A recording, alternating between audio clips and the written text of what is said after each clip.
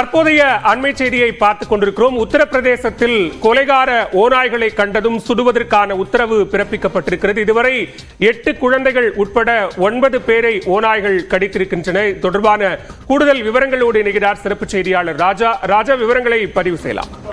வணக்கம் பாலவேல். உத்தரப்பிரதேச மாநிலத்தில் பஹ்ரைச் என்ற ஒரு மாவட்டத்தில் ஒரு ஓநாய்களோட நடமாட்டம் மிக அதிகமாக இருக்கிறது. மிகவும் பொருளாதாரத்தில் பின்தங்கிய அந்த பகுதிகளில் வீடுகளுக்கு கதவுகள் கூட இல்லாத அளவுக்கு ஒரு ஏழ்மையான குடும்பத்தினர் அங்கு வசித்து வருகிறார்கள். அங்கு கடந்த ஒரு 2 வாரங்களாக ஓநாய்களின் நடமாட்டம் மிக அதிகமாக இருக்கிறது.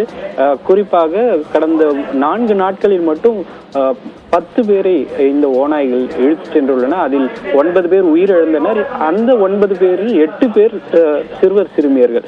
குறிப்பாக இந்த குழந்தைகள் மீது ஓநாய்கள் தாக்குதல் நடத்தி இருப்பதை அடுத்து துரிதமாக செயல்பட்ட வனத்துறையினர் அங்கு சென்று ட்ரோன் கேமராக்களின் உதவியுடன் 4 ஓநாய்களை இதுவரை பிடித்திருக்கின்றனர். மீதமுள்ள 2 ஓநாய்கள் அங்கே சுற்றி வருவதால் அங்குள்ள பொதுமக்கள் அச்சமடைந்திருக்கின்றனர். 35 கிராமங்களில் இந்த ஓநாய் நடமாட்டம் இருப்பதாக கூறப்படுகிறது. இதையடுத்து மாநில அரசு தற்போது ஒரு உத்தரவை பிறப்பித்திருக்கிறது.